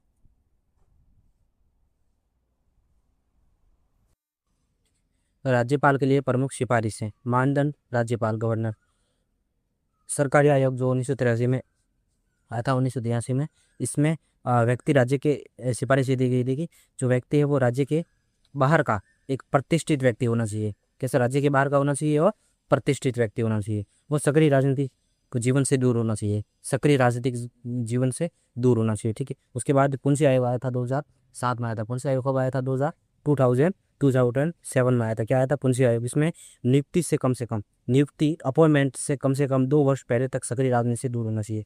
नियुक्ति जो अपॉइंटमेंट होती है उससे 2 वर्ष पहले तक सक्रिय राजनीति से दूर रहा हो। प्रसाद प्रेम का मतलब होता है डॉक्ट्रिन ऑफ प्लेजर के सिद्धांत को है जो हटा दिया जाना चाहिए, अर्थात कार्यकाल की जो सुरक्षा होनी चाहिए, कार्यकाल की सुरक्षा होनी चाहिए। नियुक्ति एक समिति द्वारा होनी चाहिए। नियुक्ति किसके द्वारा? एक समिति द्वारा, जिसमें उपराष्ट्रपति, वाइस प्रेसिडेंट, प्रधानमंत्री, पीएम, गृह मंत्री, होम मिनिस्टर एंड लोकसभा अध्यक्ष और संबंधित राज्य के मुख्यमंत्री जो चीफ मिनिस्टर है वो शामिल हो। ठीक है, और हटाने की प्रक्रिया, राज्यपाल को राज्य विधानमंडल स्टेट लेजिस्लेचर द्वारा हटाया जाना चाहिए, जैसे राष्ट्रपति को महाभियोग द्वारा हटाया जाता है। ये 2000 जो साथ में पुंछी आयोग आया था उसकी सिफारिश है। मुख्य विश्लेषण, सरकारी आयोग का मुख्य बल इस बात पर था कि मुख्य बल है वो इस बात पर था कि राज्यपाल को राज्य की स्थानीय राजनीति में शामिल नहीं होना चाहिए ताकि वह केंद्र और राज्यों के बीच एक निष्पक्ष कड़ी बन सके। पुंछे आयोग ने राज्यपाल की स्वायत्तता पर अधिक बल दिया और सुझाव दिया कि उन्हें केंद्र की इच्छा पर नहीं बल्कि एक गरिमापूर्ण प्रक्रिया जैसे कि राज्य विधानसभा द्वारा हटाया जाना चाहिए के माध्यम से कि पद मुक्त किया जाना चाहिए। मंत्रिपरिषद संघ और राज्य तुलनात्मक विश्लेषण। मंत्रिपरिषद संघ और राज्य मानदंड देखते हैं। इसके मंत्रिपरिषद देखते हैं संघ और राज्य की दोनों का, ठीक है। स्थिति पोजीशन क्रमशः राष्ट्रपति संघ में और राज्यपाल राज्य में को सहायता और सलाह देने के लिए आर्टिकल 74 के अनुसार मंत्रिपरिषद होगी राज्य में, संघ में, ठीक है। और 163 के अनुसार होगी कहाँ पे, राज्य में होगी, ठीक है। और न्यायालय जो होता है कोर्ट, वो मंत्रिपरिषद द्वारा राष्ट्रपति या राज्यपाल को दी गई सलाह की समीक्षा नहीं कर सकते। राष्ट्रपति मंत्रिपरिषद की सलाह पर कार्य करने के लिए संवैधानिक रूप से बाध्य है। ध्यान रखना, जो राष्ट्रपति है वो मंत्रिपरिषद की सलाह पर कार्य करने के लिए संवैधानिक रूप से, कैसे, संवैधानिक रूप से बाध्य है, ठीक है। संवैधानिक रूप से बाध्य है और राष्ट्रपति के पास कोई भी इस चीज़ में कोई भी विवेकाधिकार नहीं है। राष्ट्रपति के पास इस चीज़ में कोई भी विवेकाधिकार नहीं है, ठीक है। और राष्ट्रपति सलाह को पुनर्विचार के लिए वापस भेज सकते हैं। ध्यान रखना, तो राष्ट्रपति है वो सलाह को पुनर्विचार के लिए वापस भेज सकते हैं।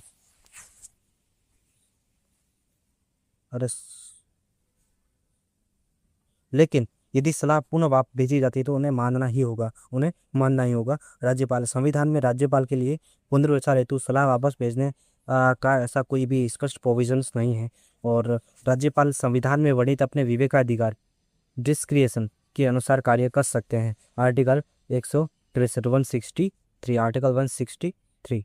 नेक्स्ट, पद की शर्तें। राष्ट्रपति या राज्यपाल के प्रसाद पर्यंत राष्ट्रपति या राज्यपाल के प्रसाद पर्यंत जो पद धारण करते हैं, ठीक है, ये सभी जो भी होते हैं मंत्री वगैरह, और यदि वे पहले से संबंधित विधायिका के सदस्य नहीं है तो मंत्री बनने के 6 माह के भीतर सदस्य बनना अनिवार्य है। तीसरी अनुसूची 3rd शेड्यूल के अनुसार राष्ट्रपति राज्यपाल द्वारा पद और गोपनीयता की शपथ दिलाई जाती है। किसके द्वारा? केंद्र में राष्ट्रपति द्वारा और राज्य में राज्यपाल द्वारा पद और गोपनीयता की शपथ दिलाई जाती है, ठीक है। संसद या राज्य कानून बनने तक वेतन और भत्ते दूसरी अनुसूची 2nd शेड्यूल के अनुसार दे होते हैं। देखो, जो मतलब वेतन और भत्ते हैं वो दूसरी सूची के अनुसार, लेकिन जो शपथ है वो तीसरी अनुसूची के अनुसार, ठीक है। उसके बाद संरचना कंपोजिशन देखते हैं। संविधान मंत्रियों को अलग अलग श्रेणियों में वर्गीकृत नहीं करता, ध्यान रखना।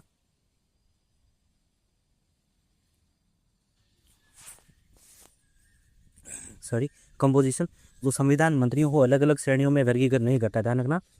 जो हमारा संविधान है वो मंत्रियों को अलग अलग श्रेणियों में वर्गीकृत नहीं करता है, लेकिन व्यवहार में इसमें शामिल है प्रधानमंत्री, मुख्यमंत्री, प्रमुख, कैबिनेट मंत्री, उच्च रैंक, बड़े विभाग, पोर्टफोलियो, राज्य मंत्री, उप मंत्री, कैबिनेट मंत्रियों की सहायता के लिए राज्य मंत्री स्वतंत्र प्रभाव वाले जैसे छोटे विभाग है सीधा पीएम सीएम को रिपोर्ट करते हैं, ठीक। संख्या देखते हैं। क्वांटम, संबंधित निचले सदन की कुल संख्या 15% से अधिक नहीं होनी चाहिए। ये 91वां संविधान संशोधन 2003 में, ये ठीक है, 2003 में, ओके। और छत्तीसगढ़, झारखंड, मध्य प्रदेश, उड़ीसा, इन राज्यों में SC ST OBC और कल्याण के लिए अनिवार्य रूप से एक मंत्री होना चाहिए। किन किन राज्यों में, कौन कौन से राज्यों में? पहला राज्य आपका छत्तीसगढ़ है, 500 छत्तीसगढ़, उसके बाद दूसरा झारखंड, मध्य प्रदेश, उड़ीसा और इन राज्यों में, ठीक है। मध्य प्रदेश, झारखंड, उड़ीसा, छत्तीसगढ़। उत्तरदायित्व रिस्पॉन्सिबल, सामूहिक रूप से वो निचले सदन, सामूहिक रूप से लोकसभा, और अगर राज्य की बात की जाए तो विधानसभा, ठीक। राज्य की बात करें तो विधानसभा में के प्रति उत्तरदायी होते हैं। और PM का केंद्र में और CM का राज्य में ये कर्तव्य है कि राष्ट्रपति केंद्र में और राज्य विधानसभा को राज्यपाल को संघ और राज्यों के प्रशासनिक मामलों और विधायी प्रस्तावों के बारे में सूचित करे। राष्ट्रपति राज्यपाल मंत्रिपरिषद से किसी व्यक्तिगत मंत्री के निर्णय पर पुनर्विचार के लिए कह सकते हैं। कार्यकाल या रिक्ति, संविधान में ये परिभाषित नहीं है, यह निचले सदन पर निर्भर करता है। साधारण 5 वर्ष या जब तक निचले सदन का विश्वास प्राप्त हो। विश्वास खोने पर परंपरा के अनुसार इस्तीफा देना अनिवार्य है। अगर विश्वास खोते हैं तो परंपरा के अनुसार इस्तीफा देना अनिवार्य है। राष्ट्रपति अनुच्छेद 356 राष्ट्रपति शासन के तहत राज्य मंत्रिपरिषद को बर्खास्त कर सकते हैं। और यदि व्यक्तिगत यदि व्यक्तिगत मंत्री दल बदल विरोधी कानून जो 10वीं अनुसूची के तहत अयोग्य घोषित किए जाते हैं तो वे मंत्री पद पर नहीं रह सकते, इसके बाद समूह केवल संघ, कैबिनेट महत्वपूर्ण मंत्री केवल 44 से संविधान संशोधन 1978 के माध्यम से संविधान में उल्लेख किया गया है ताकि अनुच्छेद 352 राष्ट्रीय आपातकाल के तहत लिखित सलाह सुनिश्चित की जा सके। कैबिनेट समितियां विषयवार समूह जैसे नियुक्ति, आर्थिक मामले, सुरक्षा, संसदीय मामले, ठीक है, राजनीतिक मामले और निवेश विकास आदि, ठीक है। और प्रधानमंत्री आवास और संसदीय मामलों की समितियां जिनकी अध्यक्षता गृह मंत्री करते हैं उनको छोड़कर अन्य सभी की अध्यक्षता करते हैं। इसके बाद विशेष बिंदु देखते हैं सामूहिक उत्तरदायित्व, कलेक्टिव रिस्पॉन्सिबिलिटी। क्या है? Collective responsibility. यदि निचले सदन में मंत्रिपरिषद के खिलाफ अविश्वास प्रस्ताव पारित हो जाता है तो पूरे मंत्रिमंडल को इस्तीफा देना पड़ता है, यदि जिसमें वे मंत्री भी शामिल है जो दूसरे सदन, राज्यसभा या विधान परिषद के सदस्य हैं। कैबिनेट बनाम मंत्रिपरिषद एक बड़ा निकाय है जिसमें सभी मंत्री शामिल होते हैं, जबकि कैबिनेट इसका छोटा और अधिक शक्तिशाली हिस्सा है जो नीतिगत निर्णय लेता है। ठीक है, अब संविधान के अनुसार राष्ट्रपति और राज्यपाल के प्रसाद पर्यंत पद देखते हैं। संविधान के अनुसार राष्ट्रपति और राज्यपाल के प्रसाद पर्यंत पद, मानदंड राष्ट्रपति के प्रसाद पर्यंत और राज्यपाल के प्रसाद पर्यंत। सबसे पहले देखते हैं मंत्रिपरिषद के बारे में। ठीक है, केंद्रीय मंत्री आर्टिकल 75 के अनुसार होते हैं। केंद्रीय मंत्री किसमें? अनुच्छेद 75 में आते हैं। ठीक है, और राज्यपाल के जो राज्य मंत्री होते हैं वो आर्टिकल 164। विधिक अधिकारी भारत का जो महान्यायवादी है, अटॉर्नी जनरल है, वो आर्टिकल कौन सा है? 76। आर्टिकल कौन सा है? 76। हम क्या पढ़ रहे हैं? संविधान के अनुसार राष्ट्रपति और राज्यपाल के जो प्रसाद पर्यंत पद है वो कौन कौन से, वो देखते हैं। सबसे पहले हमने क्या देखा? मंत्रिपरिषद में कौन से हैं? वो जो केंद्रीय मंत्री आते हैं, सभी केंद्रीय मंत्री होते हैं वो सभी आते हैं आर्टिकल 75 के अंदर। और राज्य में बात करी जाए तो 164 के अंदर राज्य मंत्री। और विधिक अधिकारी कौन से हैं? विधिक अधिकारी अगर केंद्र में बात करें तो भारत का जो महान्यायवादी है, अटॉर्नी जनरल है, जो कि आर्टिकल 76 में। और राज्य में बात करें तो राज्य का जो महाधिवक्ता है, एडवोकेट जनरल है, आर्टिकल 165 में है। आर्टिकल 165 में तो वो राज्यपाल के प्रसाद पर्यंत है। ठीक है, और प्रशासनिक प्रमुख की बात करी जाए तो राज्यपाल राज्यों के आर्टिकल 156 ये मतलब राष्ट्रपति के प्रसाद पर्यंत है। कौन? राज्यपाल, राष्ट्रपति के प्रसाद पर्यंत। और राज्यपाल के प्रसाद पर्यंत जो राज्य की नागरिक सेवाएं होती है, स्टेट सिविल सर्विस होती है, जो आर्टिकल 310 में है, वो राज्यपाल के प्रसाद पर्यंत धारण करते हैं, अध्यक्ष वगैरह जो होते हैं। उसके बाद विशिष्ट क्षेत्रों की बात की जाए तो दिल्ली के जो मंत्री होते हैं, दिल्ली के जो मंत्री है, आर्टिकल 239 जो double A, article 239 double A, वो दिल्ली के मंत्री है, वो किसके प्रसाद पर्यंत धारण करते हैं? राष्ट्रपति के प्रसाद पर्यंत। और यहाँ पे देखा जाए राज्य में छठी जो 6th शेड्यूल है, छठे अनुसूची की जिला परिषदों के जो निर्वाचित सदस्य होते हैं वो जिला परिषदों के निर्वाचित सदस्य। ठीक है, और रक्षा एवं अखिल भारतीय सेवाएं देखते हैं। रक्षा सेवा, केंद्रीय सेवा, अखिल भारतीय सेवा, IAS IPS आदि के सदस्य है वो आर्टिकल 310। वहीं पे अगर स्टेट में भी आर्टिकल 310 में जो राज्य सिविल के राज्यपाल के अंतर्गत। ठीक, तो ये सारे देखा हमें कौन कौन से केंद्रीय मंत्री होते हैं, महान्यायवादी होता है, राज्यपाल होता है, दिल्ली के मंत्री होते हैं, रक्षा सेवा, केंद्रीय सेवा, अखिल भारतीय सेवा, तो ये सब राष्ट्रपति के प्रसाद पर्यंत धारण करते हैं। उसके बाद हम देखते हैं राज्यपाल के प्रसाद पर्यंत कौन कौन होते हैं? राज्य मंत्री होते हैं, राज्य का जो महाधिवक्ता होता है वो। ठीक है, और राज्य नागरिक सेवाएं। ठीक है, और छठी अनुसूची की जो डिस्ट्रिक्ट काउंसिल होती है, जिला परिषदों के निर्वाचित सदस्य होते हैं वो होते हैं। ठीक है, उसके बाद हम देखते हैं प्रशासनिक संरचना देखते हैं, DOPT, कैबिनेट सचिवालय और सिविल सेवा बोर्ड। भारत सरकार के कार्मिक प्रबंधन और प्रशासनिक समन्वय में इन 3 निकायों की भूमिका अत्यंत महत्वपूर्ण है। पहला कौन सा है? सबसे पहले हम देखते हैं डायमेंशन देखेंगे। डायमेंशन के बाद जो कार्मिक प्रशिक्षण विभाग जो DOPT है, इसके बाद कैबिनेट जो सचिवालय, कैबिनेट सेक्रेटरी है, इसके बाद जो सिविल सेवा बोर्ड है, सिविल सर्विस बोर्ड है, वो देखेंगे। तो सबसे पहले आयाम डायमेंशन में बात करते हैं, संस्थागत प्रकार कौन सा है? तो संस्थागत प्रकार में जो कार्मिक और जो वो DOPT है वो क्या है, कार्मिक और लोक शिकायत और पेंशन मंत्रालय के अधीन एक विभाग है। किसके? कार्मिक और लोक शिकायत और पेंशन मंत्रालय के अंतर्गत एक विभाग है DOPT। ओके, उसके बाद हम कैबिनेट सेक्रेटरी की बात करें, जो कैबिनेट सचिवालय है, कैबिनेट सचिवालय सीधे प्रधानमंत्री के अधीन कार्य करने वाला सचिवालय है। ये किसके अंडर होता है? डायरेक्टली PM के अंडर होता है। उसके बाद सिविल सेवा बोर्ड की बात करें तो सिविल सेवा कार्मिक प्रबंधन के लिए उच्च स्तरीय बोर्ड और समिति होती है। ठीक है, और व्यापक अधिदेश देखते हैं। मैंडेट केंद्र सरकार के कार्मिक मामलों, विशेष रूप से भर्ती, सेवा शर्तों, प्रशिक्षण और कैडर प्रबंधन के लिए समन्वयकारी एजेंसी है। ठीक है, और अगर हम इधर बात करें कैबिनेट सचिवालय, कैबिनेट सेक्रेटरी में, तो इसका कार्य संचालन, नियम और कार्य आवंटन नियमों का प्रशासन, अंतर मंत्रालय समन्वय सुनिश्चित करना और कैबिनेट के निर्णयों को सुगम बनाना इसका व्यापक अधिदेश होता है, मतलब मैंडेट होता है, कॉम्प्रहेंसिव मैंडेट। उसके बाद सिविल सेवा बोर्ड की बात करें तो जो वरिष्ठ सिविल सेवक होते हैं, जैसे कि संयुक्त सचिव होते हैं, ज्वाइंट सेक्रेटरी, और जो ऊपर की जो पोस्टिंग, पैनल बनाने और संबंधित सेवा मामलों पर विचार करना और कैबिनेट की नियुक्ति समिति ACC को सिफारिश देने का काम इनका होता है। ठीक है, और उसके बाद हम बात करते हैं मुख्य कार्य क्या है सिविल सेवा मुख्य कार्य। जो DOPT होता है उनका मुख्य कार्य, DOPT की बात की जाए तो भर्ती और सेवा नियमों पर नीति बनाना, कई सेवाओं का कैडर नियंत्रण, आरक्षण नीतियाँ, प्रशिक्षण प्रणाली जैसे ISTM, IGOT आदि। ठीक है, और अगर हम कैबिनेट सेक्रेटरी की बात करें तो कैबिनेट सेक्रेटरी में कैबिनेट और कैबिनेट समितियों को सचिवीय सहायता प्रदान करना, मंत्रालयों के बीच समन्वय, कैबिनेट सचिव सिविल सेवाओं के प्रमुख होते हैं। और इधर देखें आपके सिविल बोर्ड में, सिविल सेवा बोर्ड में, तो सिविल सेवा बोर्ड आपका पैनल बनाने और वरिष्ठ नियुक्तियों के लिए अधिकारियों का मूल्यांकन करना, वरिष्ठ अधिकारियों की पोस्टिंग, स्थानांतरण के प्रस्तावों की जांच करना और ACC को सिफारिश करना। तो ये इनके बाद में मुख्य कार्य है। उसके बाद नेतृत्व देखते हैं। नेतृत्व में जो आपका ये क्या है, DOPT होता है। DOPT में नेतृत्व या संरचना में देखें तो इसके जो सचिव होते हैं, कार्मिक इसके प्रमुख होते हैं, और राज्य मंत्री जो कार्मिक होते हैं और प्रधानमंत्री, प्रभारी मंत्री के अधीन होते हैं।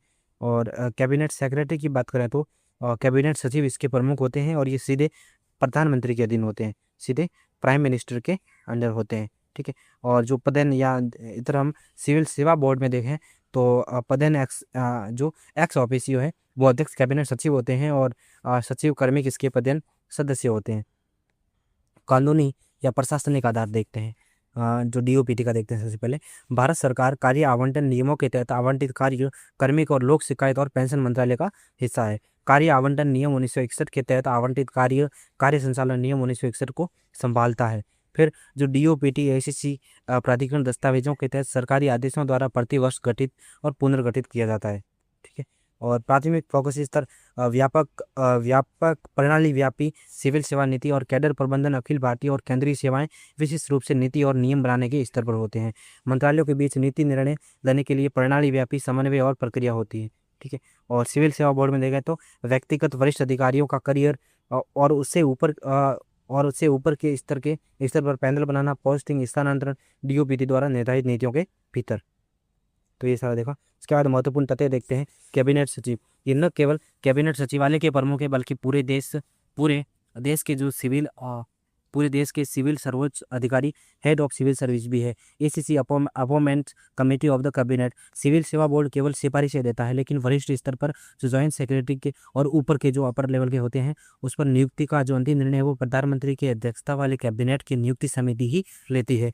प्रशिक्षण, जो DOPT ही मिशन कर्मयोगी और डिजिटल लर्निंग पहलों का प्रबंधन करता है।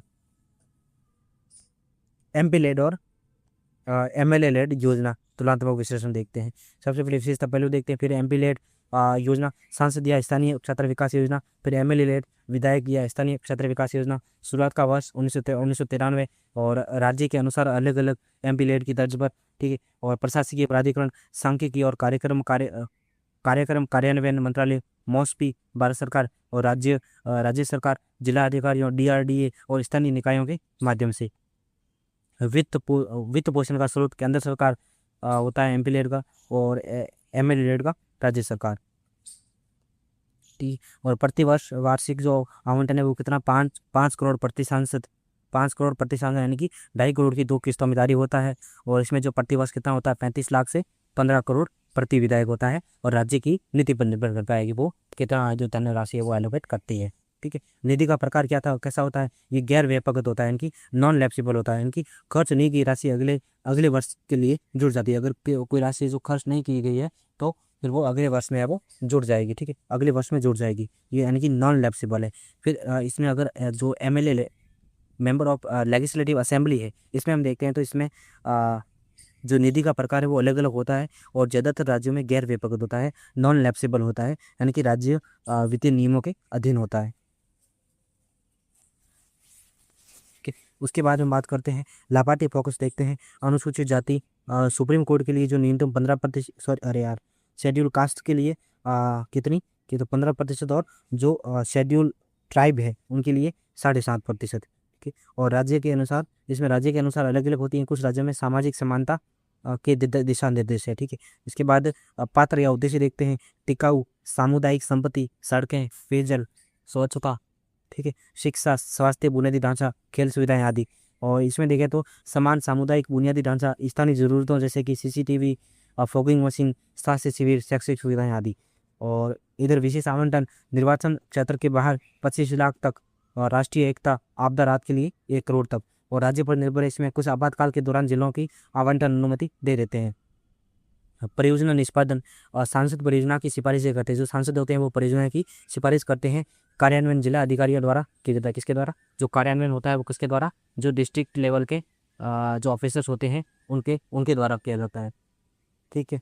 और राज्य में विधायक परियोजना की सिफारिशें करते हैं, विधायक होते परियोजना की सिफारिश करते हैं, और कार्यान्वयन जिला प्रशासन या जो स्थानीय विभाग होते हैं, सब ऑर्डिनेट जो सर्विस होते हैं उनके द्वारा भी किया जाता है। निधि का प्रत्यक्ष प्रबंधन सांसद है वो फंड को नहीं संभालते, सांसद होते हैं वो फंड को नहीं संभालते हैं। जिला अधिकारी जारी करने और उपयोग करने का प्रबंधन करने, जो डिस्ट्रिक्ट जो लेवल के अधिकारी जैसे कि कलेक्टर होता है वो है जो जारी करने और उपयोग करने का प्रबंधन करते हैं। और अगर राज्य में देखें तो विधायक फंड को नहीं संभालते हैं, और राज्य अधिकारी होते हैं वो फंड जारी करने और कार्य पूरा होने का प्रबंधन करते हैं, जो भी सबऑर्डिनेट जो स्तर होती उनके वो अधिकारी करते हैं, ठीक है। उसके बाद निगरानी तंत्र देखते हैं, जो मॉस्पी है उसके दिशा निर्देश समय समय पर ऑडिट और रिपोर्टिंग की जाती है। और राज्य में राज्य स्तरीय निगरानी और ऑडिट और समितियाँ जो होती है वो करती है, क्या करती है, निगरानी। कार्यों के उदाहरण जैसे कि स्कूल भवन बना सकते हैं, सामुदायिक भवन, पेयजल सुविधाएं, सड़कें, आपदा आश्रय स्थल आदि। और इसमें राज्य में जल निकासी व्यवस्था, पार्क विकास, CCTV कैमरे, स्ट्रीट लाइटिंग, सार्वजनिक सुविधाएं आदि। राज्य के बीच आवंटन में भिन्नता, पूरे देश में एक समान आवंटन होता है, ठीक है। MP लेट का पूरे देश में एक समान वितरण होता है। और अगर हम विधानसभा में देखें तो अत्यधिक भिन्नता होती है, और दिल्ली 15 करोड़, और पंजाब और केरल में 5 करोड़, यूपी महाराष्ट्र में 2 से 3 करोड़। और हालिया नीतिगत परिवर्तन क्या किया है, इसमें कोविड-19 के दौरान अस्थायी रूप से निलंबित कर दिया गया था, लेकिन बाद में बहाल कर दिया गया। और राज्य स्तरीय परिवर्तन जैसे कि हरियाणा ने 2019 में अपनी योजना बंद कर दी थी, ठीक है। आलोचना, दुरुपयोग के मुद्दे, असमान कार्यान्वयन, पारदर्शिता की कमी होती है कि कहाँ खर्च किया गया, कहाँ नहीं किया गया है, ठीक है। कई सारे जो कलेक्टर होते हैं वो घोटाला से करते हैं। और समान चिंताएं, राजनीतिक पक्षपात, खराब निगरानी और संपत्ति के रख रखाव में कमी। उद्देश्य देखते हैं, सांसदों को छोटे पैमाने की परियोजनाओं के माध्यम से क्षेत्र विशिष्ट विकास संबंधी जरूरतों को पूरा करने में सक्षम बनाना। विधायकों को स्थानीय निर्वाचन क्षेत्र के बुनियादी ढांचे और कल्याणकारी जरूरतों के प्रति उत्तरदायी बनाना। मुख्य संवैधानिक और प्रशासनिक बिंदु, निधि का स्वरूप नॉन लैप्सिबल फंड है। इसका अर्थ है कि यदि किसी वर्ष पूरा पैसा खर्च नहीं हो पाया तो वह राशि समाप्त नहीं होती है, बल्कि अगले वर्ष के खाते में जुड़ जाती है, जो नेक्स्ट ईयर है उसके खाते में जो ऑटोमेटिकली जुड़ जाती है। भूमिका, सांसद या विधायक केवल सिफारिश रिकमेंड करने वाले प्राधिकरण है, उनके पास वित्तीय या कार्यकारी शक्तियाँ नहीं होती है। वास्तविक क्रियान्वयन जिला कलेक्टर का होता है और जिला मजिस्ट्रेट की देखरेख में होता है। विविधता, दिल्ली जैसे राज्यों में विधायक की निधि 15 करोड़, सांसद निधि 5 करोड़ से काफ़ी अधिक है, जो स्थानीय विकास की गहनता को दर्शाती है।